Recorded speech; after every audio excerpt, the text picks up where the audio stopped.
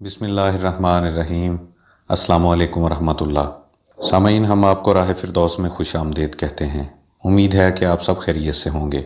सामीन, ये वाक़या है हक़ के राय दही की आज़ादी और अदलिया के अख्तियार का। आज हम आपसे एक सवाल भी करेंगे कि हक़ के राय दही और अदलिया की आज़ादी का जो ढोल आज के दौर में पीटा जा रहा है, क्या वो आज़ादी कहीं मौजूद भी है? तो बढ़ते हैं अपने मौजू की तरफ। हुजूर, आपने ये दो धारी तलवार मुलाहिज़ा फरमाई। सामीन, ये कौल है एक इस्लामी अदालत के काजी का, और वो भी किसके सामने? बादशाह वक्त के। जी हाँ सामीन, मुसलमानों की अदालतें अपने फ़राइज़ की अदायगी में बहुत ज़िम्मेदार हुआ करती थीं, क्योंकि फ़ैसला करने वालों पर खौफ खुदा तारी रहता था। जिस अदालत के काजी के दिल में खौफ खुदा जागुज़ीन हो, वो ना तो रिश्वत लेता है, ना जानिबदारी का मुज़ाहरा करता है, और ना ही किसी के दबाव में आता है। सामीन, इस वाक़या और हमारे निज़ाम की मुनासबत से हमने वीडियो के आखिर में जनाब अल्लामा मोहम्मद इकबाल रहमतुल्लाह अलैह के चंद अशार ऐड किए हैं। सुनना चाहें तो वीडियो आखिर तक देख लीजिएगा।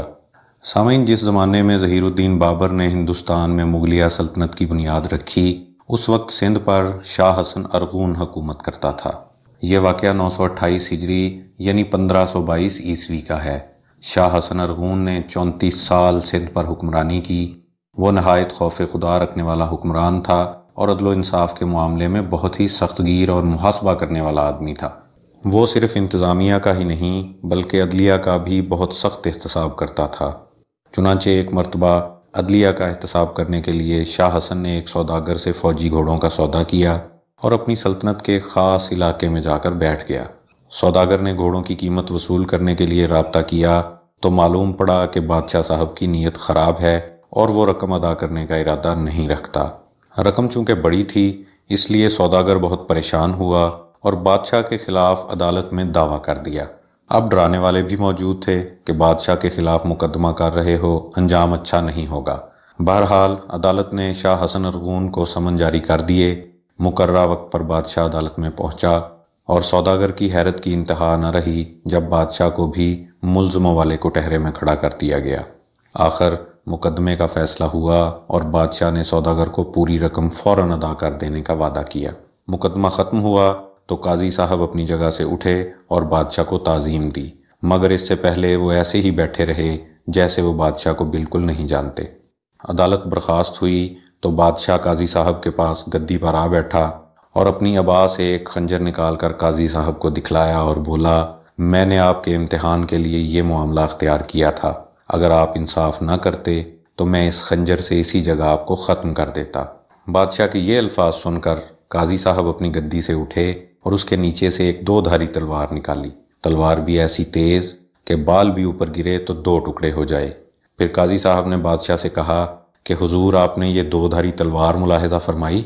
मैं तो आज घर से ये इरादा करके आया था कि अगर आप अहकाम शरीयत से ज़रा भी फिर गए तो इस तलवार से आपका सर कल्म कर दूंगा। मुमकिन है कि अमला के लोग आपके रोब से मुतासर हो जाते, लिहाजा मैंने सोच लिया था कि मैं बज़ाते खुद आपसे हुदूदुल्लाह की तामील करवाऊंगा। काजी साहब के ये अल्फाज सुने तो बादशाह ने उन्हें सीने से लगा लिया और खुदा का शुक्र अदा किया। सामीन, हमारे आज के निज़ाम का इंसाफ हम सब के सामने है। गरीब मरता मर जाए लेकिन इंसाफ ना पाए। अब सुनिएगा इस जमहूरी निज़ाम के बारे में चंद अशार। जनाब इकबाल रहमतुल्लाह अलैह फरमाते हैं, है वही साज़े कुहन मगरिब का जमहूरी निज़ाम, जिसके पर्दों में नहीं गैरज नवाए कैसरी। देवे इस्तबदाद जमहूरी कबा में पाए कोब, तू समझता है ये आज़ादी की है नीलम परी। मजलिसे आईन व इस्लाह हो रियायात व हुकूक, तिब्बे मगरब में मज़े मीठे असर ख्वाब आवरी। गर्मिये गुफ्तारे आज़ाए मजालिस अल्लमा, ये भी एक सरमायादारों की है जंगे ज़रगरी। एक शराबे रंगोबू को गुलिस्तां समझा है तू, आह ए नादां कफस को आशियाँ समझा है तू। तो सामीन, वीडियो पसंद आई तो लाइक और शेयर ज़रूर कीजिएगा और चैनल को सब्सक्राइब करना मत भूलिएगा। खुश रहें और अपना ख्याल रखें। अल्लाह हाफ़िज़।